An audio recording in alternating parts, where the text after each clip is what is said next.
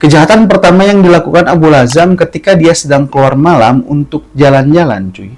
Ada seorang pria berkulit hitam menanyakan jalan kepada si Abu Lazam ini. Gak ada angin, gak ada hujan, si Abu Lazam ini, cuy, langsung menikam pria berkulit hitam dengan pisau. Assalamualaikum, apa kabarnya kalian semua? Semoga kalian sehat-sehat aja ya. Oke, terima kasih bagi kalian yang telah mengklik dan menonton video ini. Saya akan menceritakan kasus kriminal, cuy. Jadi kasus kriminal ini terjadi pada tahun 2010, cuy, yang dilakukan oleh Elias Abu Lazam. Jadi si Abu Lazam ini terkenal dengan julukan Flynn Serial Killer atau Flynn the Serial Killer lah gitu, karena dia ini punya korbannya banyak, kurang lebih 19 orang. Yang teridentifikasi 19 orang.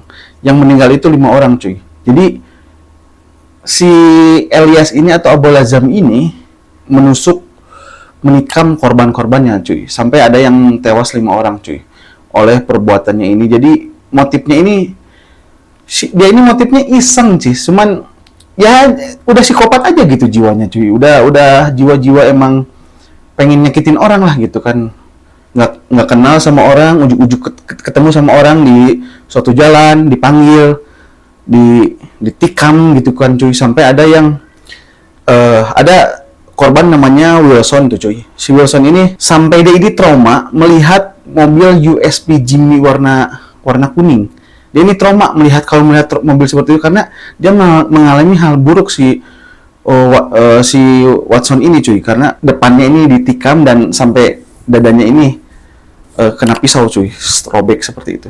Oke, tidak lama-lama ngebacotnya, oke kita mulai ke ceritanya.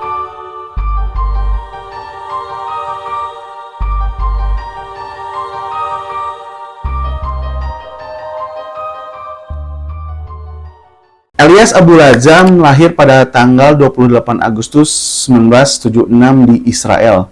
Dia adalah tersangka pembunuhan berantai dan penusukan yang terjadi di daerah Michigan, Amerika Serikat.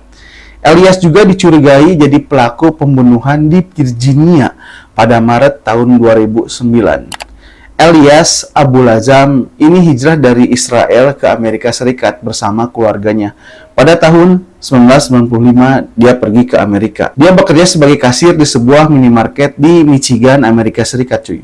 Pada saat dia bekerja di minimarket, dia juga pernah berbuat masalah dengan memberikan atau menjual minuman keras kepada anak di bawah umur. Kan nggak boleh, cuy, di Amerika itu dibatasi minuman keras ya. Elias Abu Lazam menikah dengan seorang wanita yang bernama Jessica Heath pada Juli tahun 2004. Tapi sayangnya pernikahan Elias Abu Lazam tak berlangsung lama. Mereka bercerai pada tahun 2007. Karena Jessica gak tahan dengan kelakuan kasarnya si Abu Lazam ini, cuy. Mulai dari kekerasan verbal dan non-verbal gitu kan, cuy, yang dilakukan Abu Lazam ketika si Abu Lazam menikah dengan si Jessica ini. Kejahatan pertama yang dilakukan Abu Lazam ketika dia sedang keluar malam untuk jalan-jalan, cuy. Ada seorang pria berkulit hitam menanyakan jalan kepada si Abu Lazam ini. Gak ada angin, gak ada hujan, si Abu Lazam ini, cuy, langsung menikam pria berkulit hitam dengan pisau. Kuat dugaan motifnya adalah si Abu Lazam ini orangnya rasial atau rasis gitu, nggak suka sama orang kulit hitam lah gitu, cuy. Pada 4 Agustus hingga 9 Agustus 2010, Abu Lazam melakukan serangkaian penusukan di daerah Flynn. Makanya si Abu Lazam ini dijuluki Flynn Serial Killer.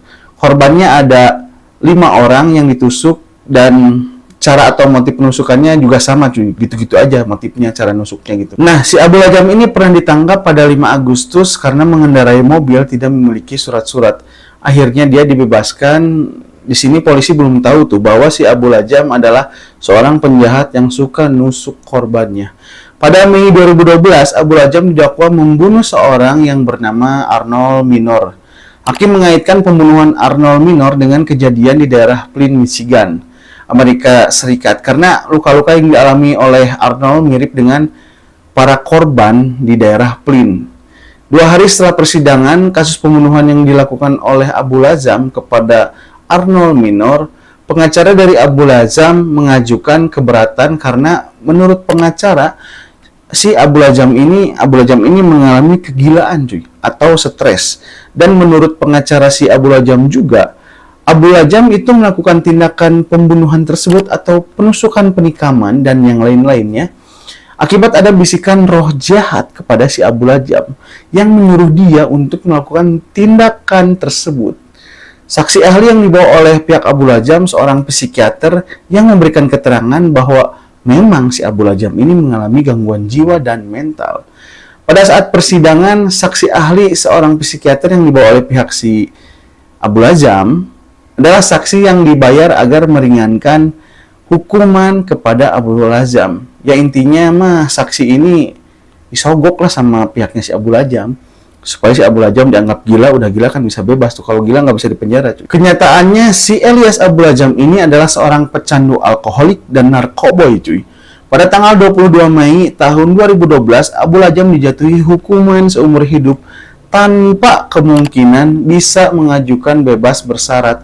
Karena di Amerika, orang yang melakukan kejahatan atau pembunuhan tingkat pertama tidak akan bisa bebas bersyarat dengan mudah cuy. Nggak, susah gitu. Kejahatan yang dilakukan Abu Lajam, misalnya dia pernah menghalangi polisi nih cuy. Beberapa kejahatannya ya cuy.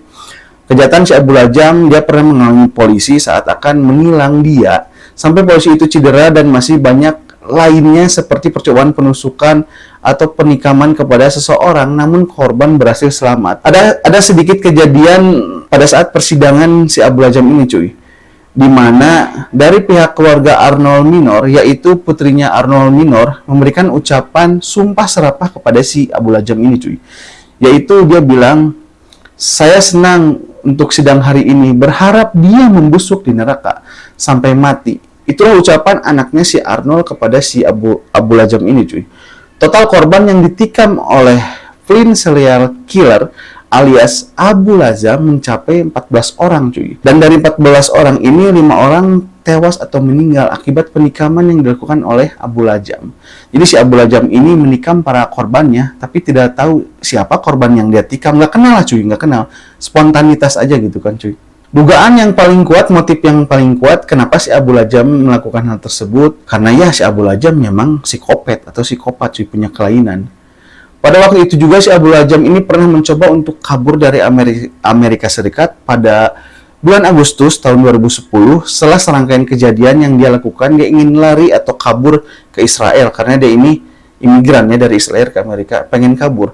Tapi alhamdulillah wa syukurilahnya tuh si Abu Lajam bisa dihentikan dan ditahan oleh polisi waktu dia mau kabur di bandara cuy. Abu Lajam adalah seorang pembunuh berantai. Dari hasil sketsa wajah para korban dan mobil USP yang dipakai oleh si Abu Lajam, bahkan ada korban selamat yang bernama Wilson yang trauma bila melihat mobil USP Jimmy yang tadi saya ceritakan di awal cuy.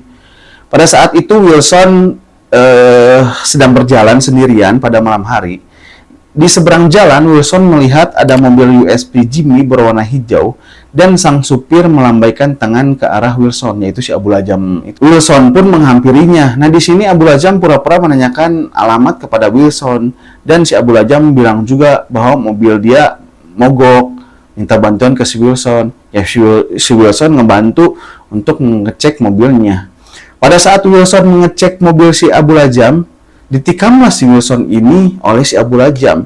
Wilson berhasil kabur walaupun dengan luka tusukan di perut dan berhasil diselamatkan ke rumah sakit. Sejak itu Wilson trauma bila melihat mobil USP Jimmy berwarna hijau. Sorry cuy, bukan kuning tapi hijau. Inilah daftar serangan atau korban yang dilakukan oleh Elias Abu Lajam. Pada 24 Mei tahun 2010, David Motley, 31 tahun, ditemukan tewas sekitar pukul 6 pagi di dekat Dexter di daerah Flynn. Pada 21 Juni 2010, Emmanuel Abdul Muhammad, 59 tahun, ditemukan tewas sekitar pukul 2 pagi di dekat Wood Street di Flynn. Pada 26 Juni 2010, Bill Fisher, saat itu berusia 42 tahun, diserang sekitar pukul 5 pagi di Pearson Road. Pada 12 Juli 2010, Anthony Jackson yang saat itu berusia 29 tahun ditusuk sekitar pukul setengah 2 pagi dini hari di dekat jalan Saginaw di Burton. Pada 19 Juli 2010, Richard Boker diserang sekitar pukul 12 malam di dekat North Saginaw. Pada 26 Juli 2010, Darwin Marshall, 43 tahun, ditemukan tewas ditikam sekitar pukul setengah 2 pagi dini hari di daerah Garland Street dekat Westfield. Pada 27 Juli 2010, Anthony Marshall saat itu berusia 26 tahun diserang sekitar pukul 3 pagi di dekat Pearson dan Fleming. Pada 29 Juli 2010, Dapon Rose, 20 tahun, ditikam sekitar pukul 3 pagi di jalan Late and Cook. Pada 30 Juli 2010, Frank Kiribreu, 60 tahun, ditikam sampai wafat sekitar pukul 3 pagi di dekat Hometown.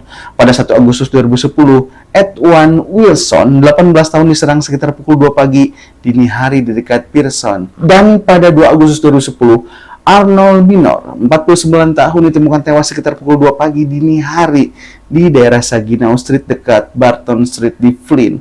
Pada 3 Agustus 2010, seorang remaja yang sedang jogging malam hari, ngapain jogging malam hari, Ojan, diserang di Lesbrook. Pada 5 Agustus 2010, seorang pria berusia 67 tahun ditikam pada pukul 6 pagi di Lesbrook.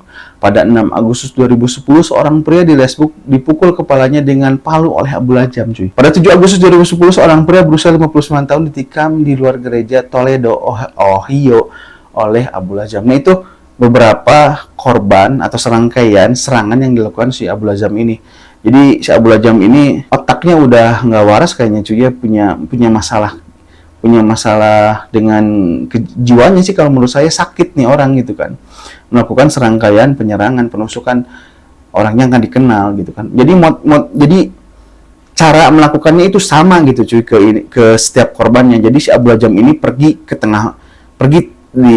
di malam hari atau tengah malam sekitar pukul 1 dini hari sampai subuh gitu kan, cuy, keluar rumah untuk mencari mangsanya, siapa orang yang bisa dia tusuk, siapa orang yang bisa dihabisi gitu kan, cuy, dengan motif yang sama, cuy. Dia pergi dengan mobil USP Jimmy warna hijaunya, nongkrong di pinggir jalan, melihat-lihat ada orang nggak. Kalau ada orang, dia pura-pura menanyakan jalan, minta bantuan mobilnya mogok, ya udah langsung aja di gabret gitu kan.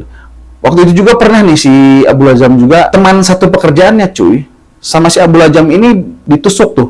Temennya ini bagian punggungnya ditusuk dengan obeng, cuy, oleh si Abu Lajam.